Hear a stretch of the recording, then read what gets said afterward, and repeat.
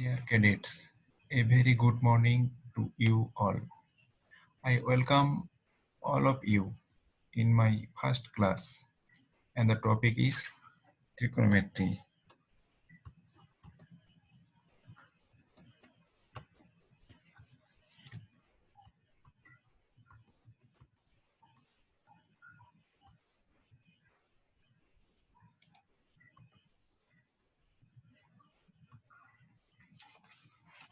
Today, we discussed the technique about determining the ratio of an acute angles.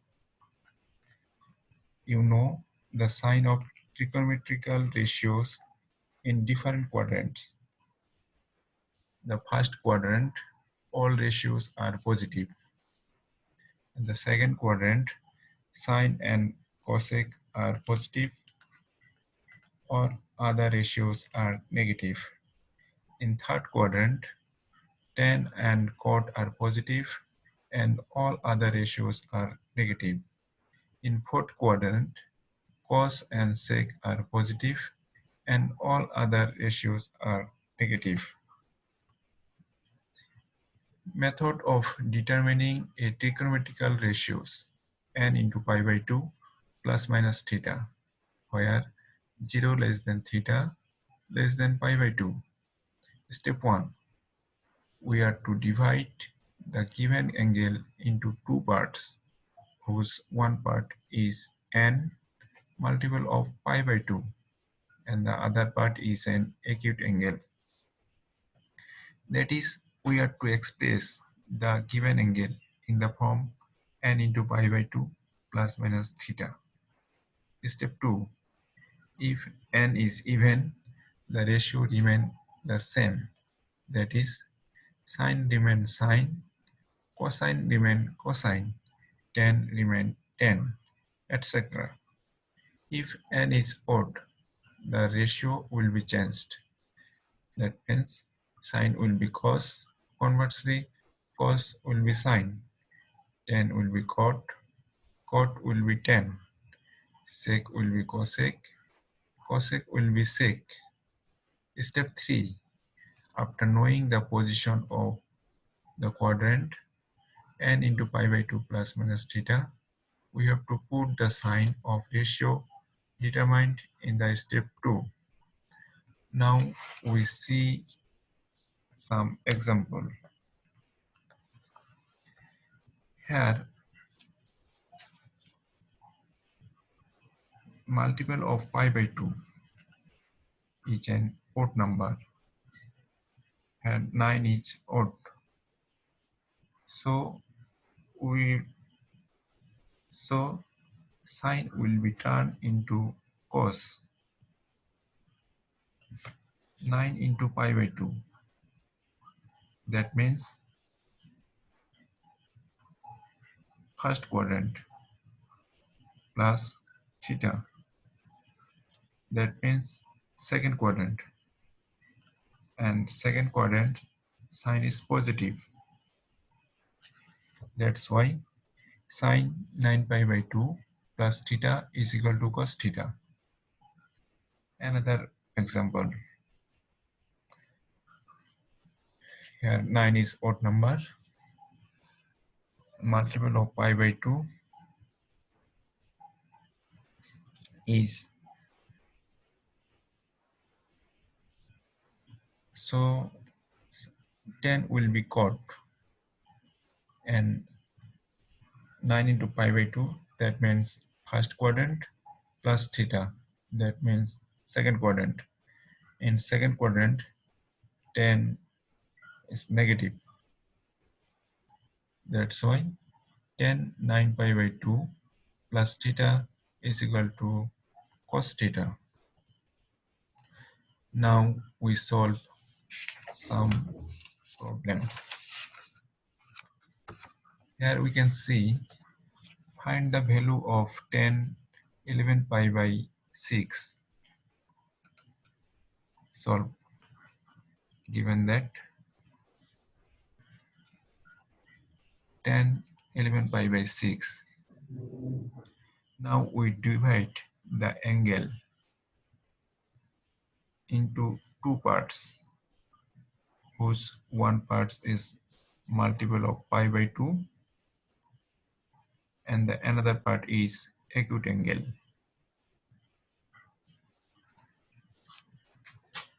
Here we can see tan 4 into pi by 2. 4 into pi by 2. That means 1, 2, 3, 4. Fourth quadrant minus, that means fourth quadrant. Here 10 is negative. That's why minus 10 and pi by 6. The minus 10 pi by 6 is equal to minus 1 by root 3. Another problem.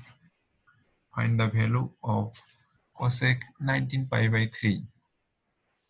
Given that cosec 19 pi by 3. Now we divide the angle into two parts, whose one part is multiple of pi by 2 and the another part is acute angle. Now we see 12. That means 12 into pi by 2. That means 1, 2, 3, 4, 5, 6, 7, 8, 9, 10, 11, 12.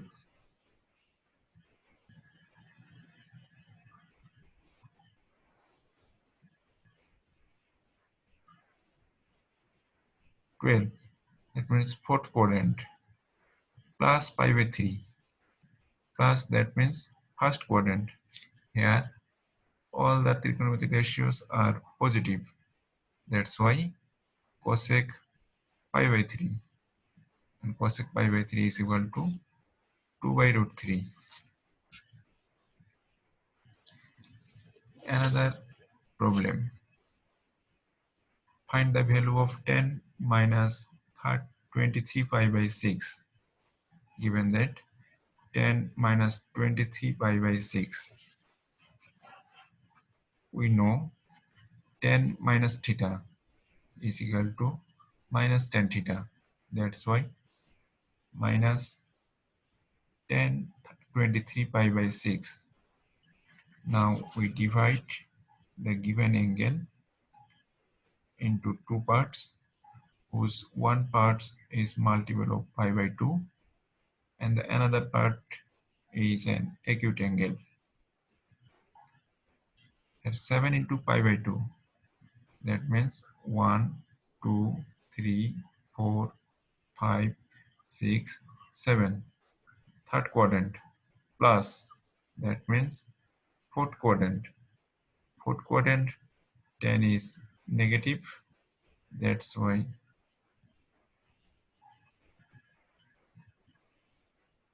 here 7 is odd number. That's why 10 will be changed in quote, and fourth quadrant 10 is negative. Minus and minus is equal to plus. Quote pi by 3 is equal to 1 by root 3. Another problem. Sec minus 25 pi by 2. Given that sec minus 25 pi by 2, we know sec minus theta is equal to sec theta. That's why sec minus 25 pi by 2 is equal to sec 25 pi by 2. Now we divide the given angle into two equal parts. Two parts. That means one part, whose one part is multiple of pi by 2 and the another part is acute angle. Now multiple of pi by 2 is odd number. That's why sec will be changed in cosec. 25, that means 24, 25, that means first quadrant. First quadrants all are positive. That's why cosec 0 degree, their value is undefined. Now we solve another problem. Given that cos 17 pi by 10 plus cos 13 pi by 10 plus cos 9 pi by 10 plus cos pi by 10 is equal to 0. Let me cite this. When you solve in this type of problem, you remember one thing. Always divide the larger angles and the smallest angle are remain same. Now cos 17 pi by 10 is equal to cos 10 into 20 pi minus 3 pi, that means 17 pi, plus cos 10 pi plus 3 pi is equal to 13 pi, plus cos 10 pi minus pi 9 pi by 10 plus cos pi by 10. Now we see 4 into pi by 2. 4 is an even number, that's why cos remain cos. 4, that means fourth quadrant cos is positive, that's why cos 3 pi by 10. Again cos 2 into pi by 2, that means 2 is even number, that's why cos remain cos. 2, that means second quadrant, plus that means third quadrant. Third quadrant cos is negative, that's why cos 3 pi by 10, plus in the similar way cos pi minus pi by 10 is equal to minus cos pi by 10. Now cos 3 pi by 10 minus cos 3 pi by 10 is equal to 0, minus cos pi by 10 plus pi by 10 is equal to 0.